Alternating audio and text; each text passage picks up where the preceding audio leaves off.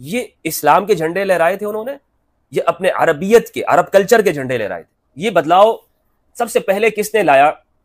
کہ نماز میں سے تکبیریں نکال دی؟ الحمدللہ رب العالمین والصلاة والسلام علی سید الانبیاء والمرسلین وآلہ الطیبین الطاہرین ومن والاه۔ بسم اللہ الرحمن الرحیم۔ السلام علیکم ورحمۃ اللہ وبرکاتہ۔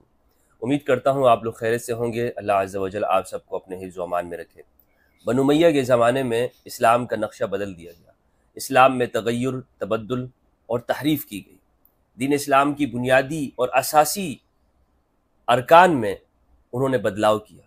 کیونکہ بنو امیہ کے حکمرانوں کا اسلام کے ساتھ تعلق برائے نام تھا۔ ان کے آباء و اجداد نے اس موقع پر اسلام قبول کیا جب اسلام غالب ہو گیا، عربوں کے اوپر فتح حاصل کر لی۔ قریش کے لوگ تلوار کو دیکھ کر خوف سے مسلمان ہو گئے، ان کے سر جھک گئے۔ اسلام نے انہیں مؤلفۃ القلوب کہا۔ آگے جا کر یہ لوگ جب حکمران بنے تو انہیں نبی صلی اللہ علیہ وآلہ وسلم کے ساتھ صحبت اٹھانے کا کوئی خاص موقع نہیں ملا، بلکہ انہوں نے تو ہمیشہ ان لوگوں کی صحبتیں اٹھائیں جو اسلام مخالف جنگیں کرتے رہے، اسلام کے خلاف پلاننگ کرتے تھے۔ نبی صلی اللہ علیہ وآلہ وسلم کو بارہا شہید کرنے کا انہوں نے پلان کیا۔ نبی صلی اللہ علیہ وآلہ وسلم اور صحابہ کرام رضوان اللہ علیہم کو مکہ سے ہجرت کروائی، وہاں سے مکہ سے بے دخل کیا۔ آپ صلی اللہ علیہ وآلہ وسلم کے صحابہ کو شہید کیا اور آپ کے اوپر مختلف ظلم و ستم کے پہاڑ توڑے۔ تو یہ جب بعد میں مسلمان ہوئے، لازمی بات ہے کہ ان کے اوپر عرب قبائل کلچر کا وہ غلبہ بھی باقی تھا، جاہلیت کا کہ جو رسوم اور رواج تھے وہ ان سے نکلے نہیں تھے۔ تو یہ اسلام کو کیا قریب سے سمجھ سکتے تھے؟ اسلام کی معنویت، اس کی روحانیت، اس کی ڈیپتھ میں، گہرائی میں تو یہ نہیں اتر سکتے تھے۔ تو اس لیے انہوں نے اپنے ذہن کے مطابق اسلام کے چہرے کو مسخ کرنے کی کوشش کی، جسے یہ بعض لوگ ہمارے ہاں کہتے ہیں کہ یہ بھی ایک فقاہت ہے، وہ فقیہ تھے۔ تو آج ہم ان فقیہ کا نقشہ دیکھیں گے اور اہل سنت والجماعت کی صحیح روایات کی روشنی میں ہم یہ دیکھیں گے کہ اس زمانے کو، کہ جس زمانے کے بارے میں ہمارے ہاں یہ مشہور کیا ہوا ہے خیر القرون، بہترین زمانہ، وہ زمانہ ایسا ہے کاش کہ ہم اس زمانے میں ہوتے۔ اولیاء کا زمانہ ہے، صحابہ کا زمانہ ہے، تابعین کا زمانہ ہے۔ آج ہم بخاری مسلم کی روایات میں دیکھیں گے، مطالعہ کریں گے کہ دین اس زمانے میں بدل دیا گیا، دین کا نقشہ اس میں تحریف کی گئی، اس کو بالکل مٹانے کی کوشش کی گئی۔ اساسیات دین کی بنیاد ایک ایک چیز میں تحریف کی گئی۔ سنت ابی القاسم محمد صلی اللہ علیہ وآلہ وسلم کو بدلا گیا، دین کو بالکل بدلنے کی کوشش کی گئی، نہ صرف کوشش کی گئی بلکہ اس پر عمل کیا گیا، اور ایک نیا دین انہوں نے سامنے لایا کہ جو بس ہم جو کہیں گے اسے مانو۔ ایسے ظالم، مستبد اور طاغی، سرکش حکمران وہ امت مسلمہ کے اوپر مسلط ہوئے کہ وہ لوگوں کی گردنوں کے اوپر اور صحابہ کی گردنوں پہ مہر لگاتے تھے، یہ ہمارے مہر تمہارے گردنوں پہ لگ گئی ہے، اب خاموشی سے رہنا یہاں پہ۔ تو اور پھر ہم یہ کہتے ہیں جناب وہ اسلام کے غلبے کا زمانہ تھا، اس میں تو اتنے 65 لاکھ مربع میل فتح کیا گیا وغیرہ ہوا، اتنے کفار ملکوں کے اوپر اسلام کے جھنڈے لہرائے گئے۔ یہ اسلام کے جھنڈے لہرائے تھے انہوں نے، یہ اپنے عربیت کے، عرب کلچر کے جھنڈے لہرائے تھے۔ لازمی بات ہے وہ مسلمان ہو گئے تھے، ظاہری کلمہ انہوں نے پڑھ لیا تھا، تو ساتھ میں وہ عربی بھی تھے۔ اب اسلام تو ان کے اندر داخل نہیں ہوا تھا، ہاں عرب تھے وہ، تو ایک عرب کا جو جنون تھا، عرب کا جو جوش ولولہ اور شجاعت اور بہادری بھی ان میں اتنی نہیں تھی، لیکن لازمی بات ہے جب بہت سارے لوگ مل جاتے ہیں، جمگٹا ہوتا ہے، غول بن جاتا ہے، تو ان میں ایک مجموعی بہادری آ جاتی ہے۔ تو اس لیے انہوں نے عرب کلچر کو پھیلایا، اسے ہم سمجھتے ہیں اسلام، اور یہ بھی ان لوگوں کی فضیلت میں بیان کی جاتی ہے یہ باتیں۔ اور جو آج جن چیزوں کو، روایات کو، صحیح روایات کو میں آپ کے سامنے بیان کروں گا تو اس سے کوئی انکار نہیں کر سکتا، کوئی یہ نہیں کہہ سکتا کہ جناب میں نے طبری کی تاریخ سے بیان کیا ہے یا ابن خلدون کی روایتیں لے کے آیا ہوں، حالانکہ ابن خلدون بھی ایک ناصبی ہے، یا طبقات ابن سعد، انصاب الاشراف وغیرہ، جسے یہ کہہ دیتے ہیں کہ یہ تو تاریخ کی بات ہے۔ آج ہم بات کریں گے روایات کی، انہی لوگوں کے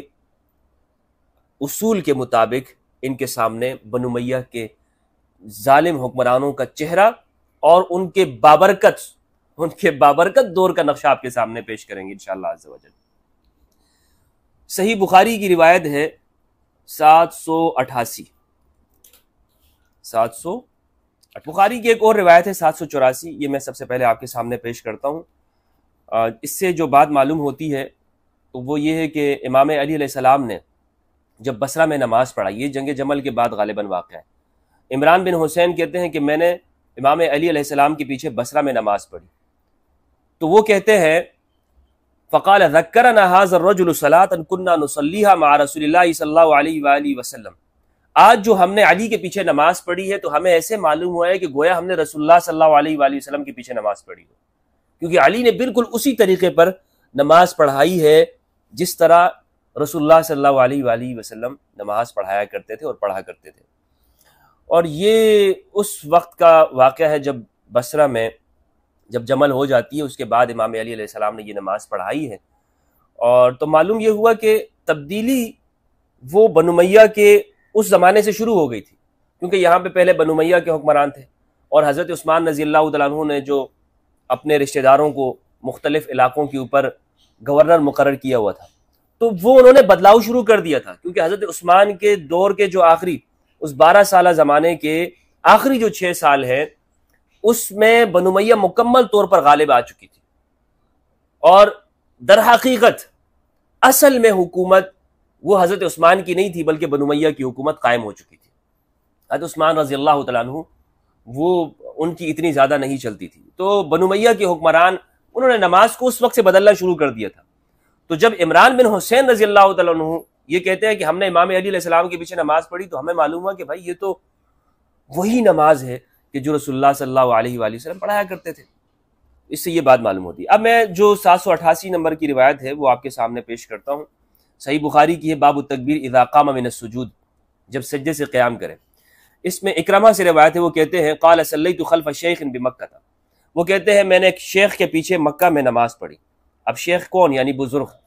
نام انہوں نے یہاں پر نہیں لیا، اس روایت کے اندر نام موجود نہیں ہے۔ فکبر، تو اس نے تکبیر پڑھی، فکبر ثنتین وعشرین تکبیرۃ، تو اس شیخ نے، امام صاحب نے 22 تکبیروں والی نماز پڑھائی۔ فقلت لابن عباس، تو میں نے ابن عباس رضی اللہ تعالیٰ عنہما ان سے ایک موقع پہ کہا، میں نے کہا چونکہ یہ استاد تھے اکرمہ کے، انہ احمق، کہ وہ احمق ہے، بیوقوف آدمی ہے۔ تو فقال، ابن عباس رضی اللہ تعالیٰ عنہما نے کہا ثقلت کا امک، تیری ماں تجھے کھوئے، سنت ابی القاسم، یہ محمد صلی اللہ علیہ وآلہ وسلم کی سنت ہے، جسے تم احمق اور بڈھا کہہ رہے ہو کہ اور اس نے وہ غلط کام کیا، غلط کام نہیں کہ سنت پڑھائی ہے۔ تو اس سے آپ سمجھیے کہ سنت کا مفہوم بدلا جا چکا تھا، نماز کی ہیئت، اس کی شکل وہ سمجھ میں نہیں آ رہی تھی لوگوں کے ذہن میں، اس کے بارے میں یہ ڈال دیا گیا تھا کہ جو اصل سنت ہے وہ مخفی ہو گئی تھی، اور بنو امیہ نے اتنا پروپیگنڈا کیا تھا کہ ان کا جو طریقہ تھا لوگ اسے سمجھتے تھے کہ یہ درست ہے۔ اب یہاں پر آپ دیکھیں کہ یہ اکرمہ، یہ ابن عباس کا شاگرد ہے، یہ کہہ رہے ہیں کہ وہ شیخ احمق اور بیوقوف ہے۔ آپ کو پتہ یہ شیخ کسے کہا انہوں نے، کس کے پیچھے نماز پڑھی تھی؟ یہ تھے ابو ہریرہ رضی اللہ عنہ۔ یہ ابو ہریرہ کو احمق اور بیوقوف کہہ رہے ہیں۔ یہ ہے وہ بہترین دور جسے ہمارے ہاں کہا جاتا ہے، ہمارے لیے نمونہ اور آئیڈیل ہے۔ صحابہ کو بیوقوف کہتے تھے، بخاری کے اندر موجود ہے۔ آج اگر کوئی کہہ دے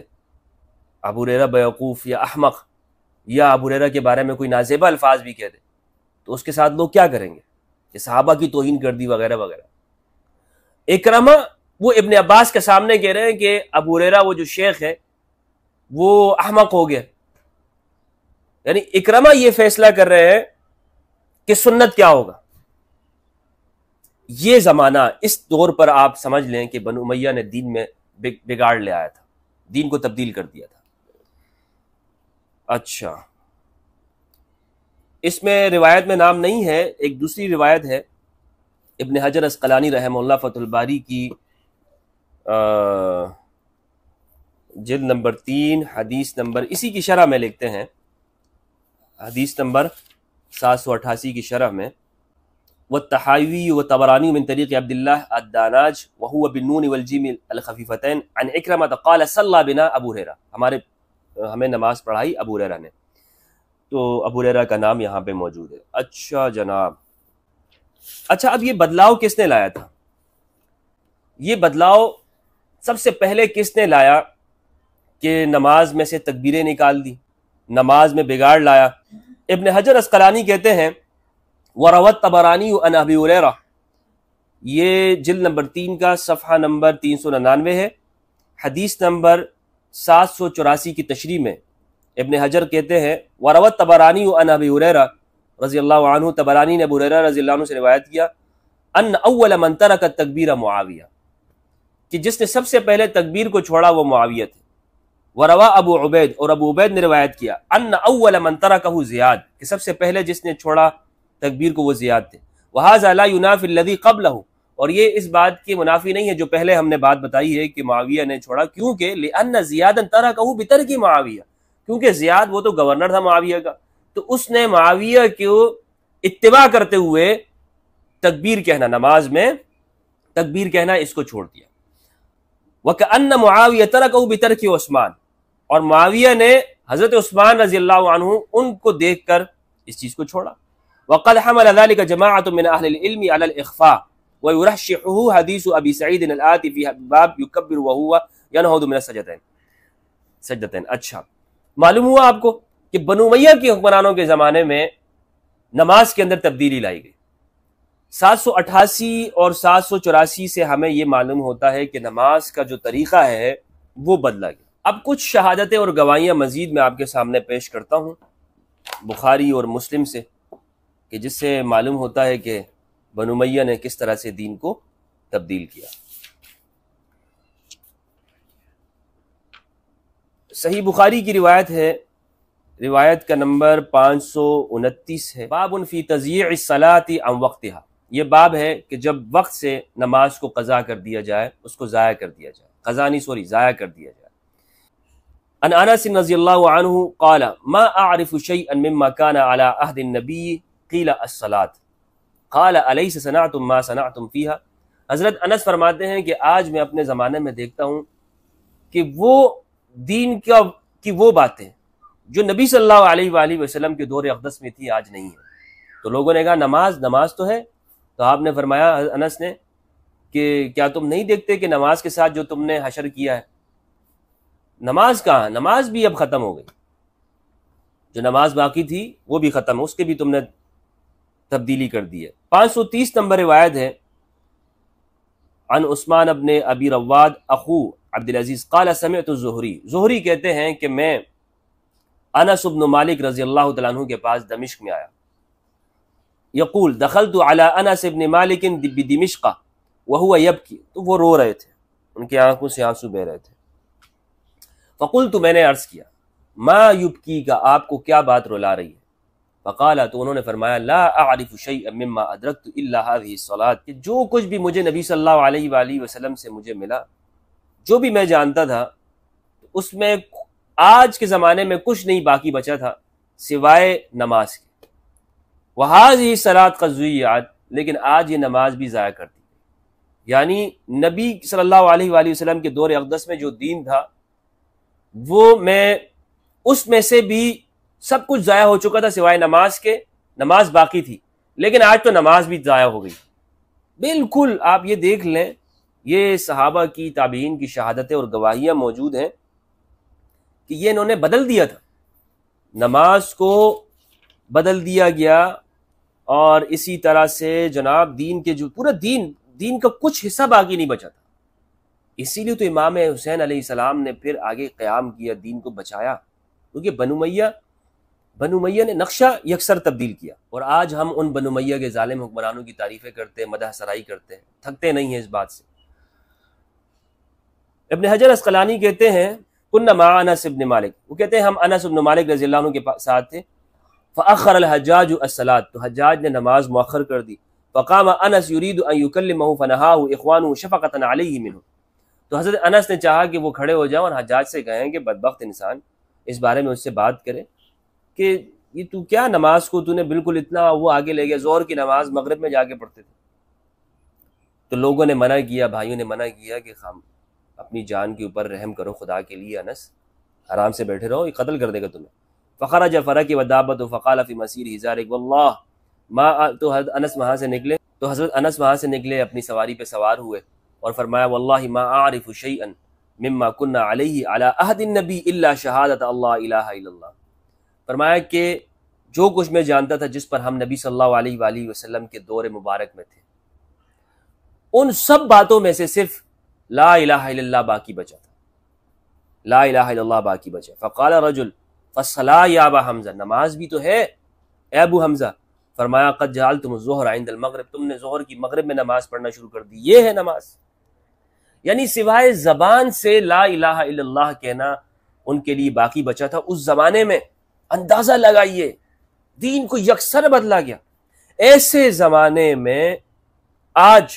یہ جو ہم دیکھتے ہیں نا مسلمانوں میں تفرقہ، فرقواریت، کوئی ہاتھ کہاں باندھ رہا ہے اور کوئی تکبیر کہتا ہے نہیں کہتا، دراصل اس بنو امیہ زمانے میں ایک پورا نیا دین رائج کیا گیا جس میں اہل البیت علیہ السلام سے یکسر دوری، حتیٰ کہ ان پر سب و شتم کو دین اور دین کا اہم حصہ ثواب کہا گیا۔ وہ ثواب سمجھ کر امام علی علیہ السلام اور اہل بیت علیہ السلام کو شہید کرتے، مارتے اور گالیاں دیتے تھے۔ یہ ان کے نزدیک ایک دین تھا۔ وہ ایسے نہیں کرتے تھے کہ وہ اس کو کوئی عبث کام سمجھتے ہو، نہیں، وہ کہتے تھے ہم علی کو اس لیے گالیاں دیتے ہیں اس سے ثواب ملتا ہے۔ ہاں کہ جو نماز کو بدل دے، جو دین میں تبدیلیاں کر دے، اور صحابہ کی گواہی موجود ہے کہ لا الہ الا اللہ کے سوا کچھ نہیں بچا، ان سے آپ یہ توقع کرتے ہیں کہ وہ آپ کو صحیح دین پہنچائیں گے، اور آپ یہ کہیں گے کہ جی ہم تک دین بالکل ان لوگوں نے جو پہنچایا ہے وہ بہت بہت سچے تھے، یہ بہت بہترین لوگ تھے۔ ہاں اس زمانے میں سچے لوگ تھے، وہ پہنچا دیا کرتے تھے، بات کو آگے پہنچاتے تھے، جس طرح ان روایات کو ہمارے سامنے لایا۔ لیکن کہنے کا مقصد یہ، جو حکمران طبقہ تھا، جو اس کا حاشیہ خیال تھا، اس زمانے میں جو کچھ وہ کر رہا تھا، کسی کی مجال نہیں تھی کہ کوئی اس کے سامنے بات کر سکے۔ جو بات کرتا تھا اس کے ساتھ وہ ان کی گردنوں پر لوہا گرم کر کے وہ مہر لگا دیا کرتے تھے کہ تم آج کے بعد ہمارے غلام ہو، آج کے بعد تم نے کوئی بات نہیں کرنی۔ سعید بن جبیر اور انس بن مالک کے ساتھ کیا کیا حجاج نے، کیا کیا؟ تو اس لیے آپ یہ دیکھیں گے کہ آج بھی ان کی وہ ذریت، ان کے مقلدین بنو امیہ کے، کہ جو ان سے فکری طور پر متاثر ہیں، وہ بنو امیہ کی مدح سرائی کرتے ہیں۔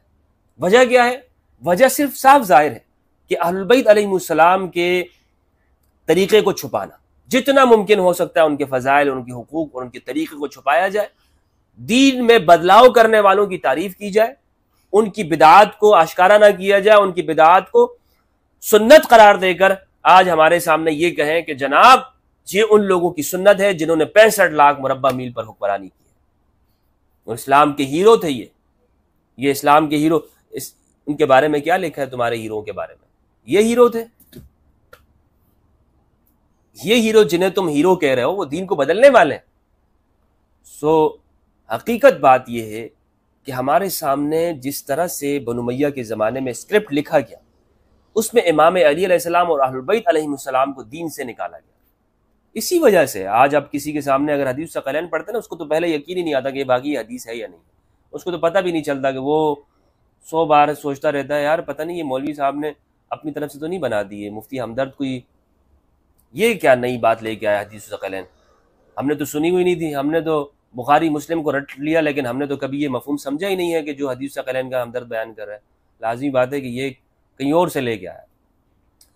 اللہ سبحانہ و تعالیٰ سے دعا ہے کہ پروردگار ہمیں قرآن مجید میں تدبر کرنے اور اہل بیت علیہ السلام کی معرفت عطا فرمائے۔ والسلام علیکم ورحمۃ اللہ